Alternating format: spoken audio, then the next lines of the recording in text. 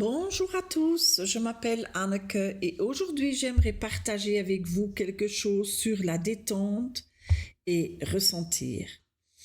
Vous savez, quand j'ai commencé à me détendre plus profondément et à me sentir vraiment, toutes sortes de sentiments sont apparus que je ne savais même pas qu'elles étaient en moi.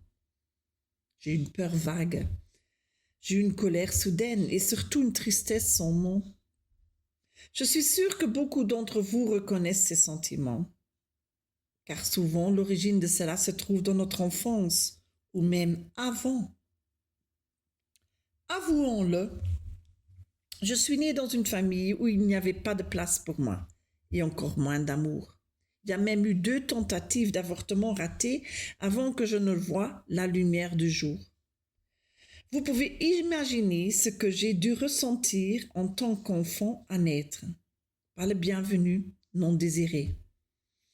Et maintenant, je me rends compte que c'était à la base de beaucoup de mes schémas et dynamiques ultérieures qui se sont répétés.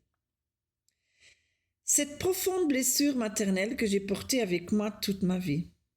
J'ai toujours essayé de résoudre mes problèmes intellectuellement et puis j'étais complètement dans ma tête. Mais aujourd'hui, je vois aussi que ma mère avait elle-même des difficultés. Elle portait probablement un grand trou noir de désespoir, de culpabilité et de honte. Et je lui rappelais tous les jours son erreur. Elle semblait figuée, émotionnellement pas vraiment présente.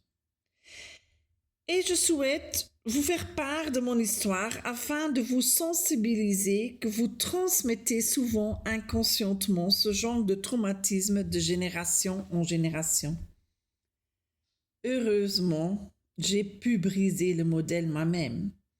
Mais au final, je n'ai pu aborder que ma propre partie en la ressentant vraiment. Non, pas pour m'en débarrasser, mais pour ouvrir mon cœur à cela et m'enfoncer plus profondément dans la couche où se trouve la vérité et en dessous l'amour. Quand j'ai vu le film In Utero, que je vous conseille, c'est devenu vraiment clair pour moi. Tout ce qu'une future mère ressent, le bébé dans son ventre le vit aussi. Le stress, l'anxiété ou la dépression chez une femme enceinte peuvent même réduire les niveaux de dopamine de son bébé et affecter toute sa vie. Ah ouais. Moi, cela me touche énormément. Cela vous fait regarder vous-même et vos parents avec plus de compréhension. C'est parfois douloureux, je l'avoue, mais c'est là que le processus de guérison commence. Oser ressentir, oser expérimenter ce que la vie apporte. Naturellement, c'est finalement votre propre choix. La vérité vous libère, mais vous devez vouloir l'entendre et vous traiter avec beaucoup de compassion et de patience. Devenir ami avec son propre corps est si importante et cela commence vraiment par l'ouverture de votre cœur.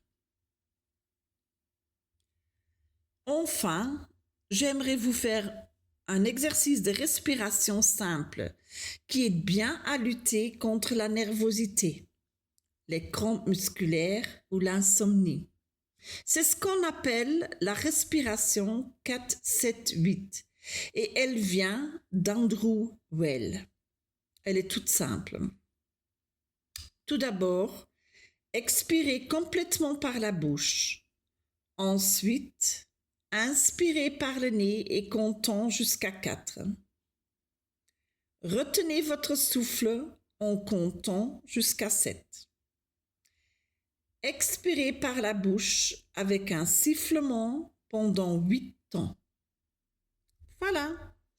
Cet exercice, vous pouvez répéter 4 fois de suite, pas plus. Et vous pouvez la faire autant de fois que vous voulez dans la journée. Je vous souhaite beaucoup de succès et à bientôt. Au revoir.